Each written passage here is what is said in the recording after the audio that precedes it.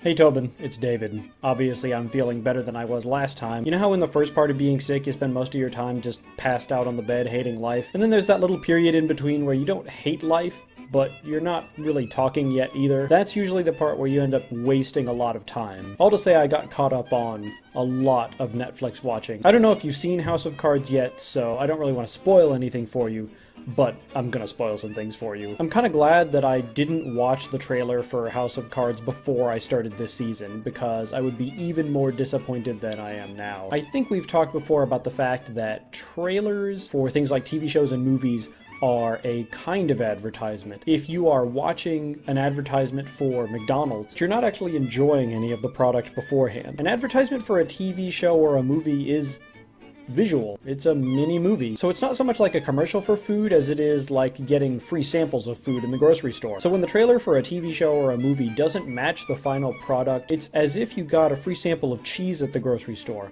Then you went and bought the cheese wheel and you brought it home and you opened up the cheese wheel and you found out that it was 10% cheese and 90% dog crap. Now, I don't want to scare you off, because House of Cards Season 3 is still better than a lot of what's on television. On the other hand, I have to point out some discrepancies between the show as advertised in the trailer and the show as it actually is. Now, I don't know how much of the show you've watched or if you've watched any at all, so let me give you some background. And to get me prepped for that, let me have a drink of some of this delicious unnamed beer.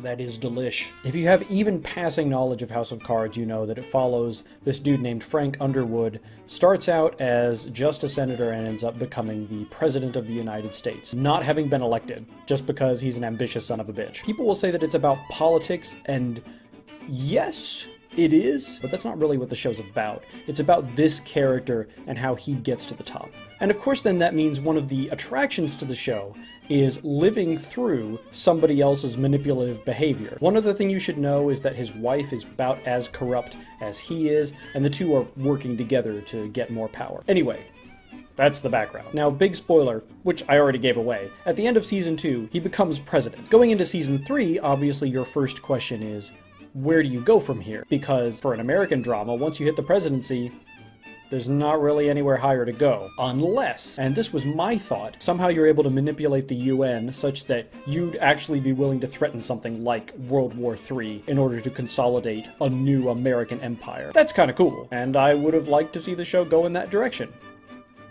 Guess what direction the show didn't go in? To be fair, I'm only about 4 episodes in, but that's really all that you need to get a bead on how good or bad the whole season's going to be, especially since that's not a small chunk. Now, if you watched that trailer for the first time, you would get a sense of a few very definite things that you could come to expect. Number 1, the main character is having a hard time keeping things together. You want to know what takes real courage? Holding it all together when the stakes are this high.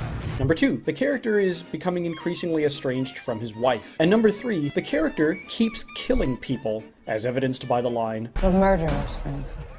We're survivors." I'm gonna need another sip of my delicious beer before I really launch into this. And when I say launch into, I don't mean I have that much to criticize. This trailer actually does a really good job of pinning down most of what happens in the season. The trailer wants to do that, while at the same time implying that things are going to get darker for the House of Cards universe. If anything, this season is tame, lame, and extremely unambitious compared to the prior 2 seasons. There are a few reasons for that. If somebody has already reached the top, then it is a great direction for the show to start tearing that character down. The images of soldiers being buried and handshakes with foreign leaders kind of gives you the idea that there's going to be massive international conflict. Now, that might be coming, but it is taking the show a really long time to get there, if so. The second point was, he and his wife are going to be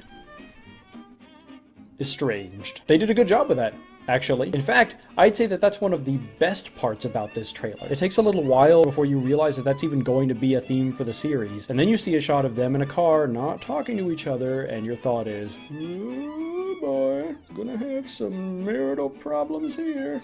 Gonna pitch my voice high. Point 3, you know, I forget what point 3 was, but I don't care. What the trailer wants you to get a sense of is decline and despair. But if the rest of House of Cards Season 3 is like the beginning, then here's my prediction. He's still going to do presidential stuff, and it's going to be difficult for him to get reelected as president.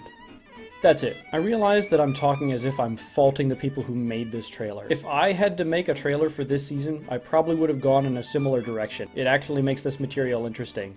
But the material itself, it's not bad, but it's just okay. And I expected a lot more from my free sample. Oh, one more thing, and I think this was point number 3. In the trailer, there's a reference to Frank Underwood being a murderer. Now, in the previous 2 seasons, he has murdered people. I mean, I've basically spoiled it anyway. The context in which he could have been called a murderer in the first season was he killed a political opponent. And the context in which he could have been called a murderer in the second season was he killed somebody who was digging up dirt on him. The context in which he's called a murderer in the third season is he and Claire Underwood negotiate the release of a homosexual activist in Russia. And while there, the activist hangs himself in his jail cell.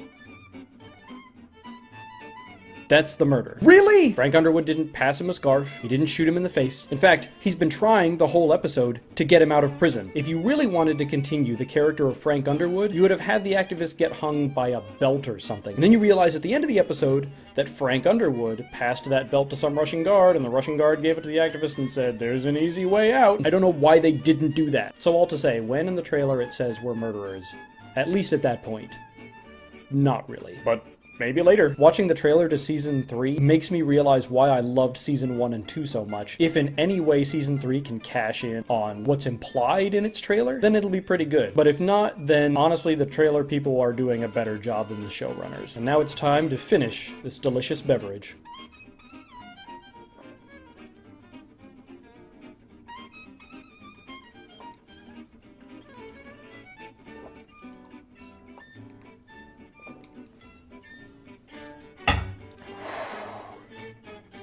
That's good.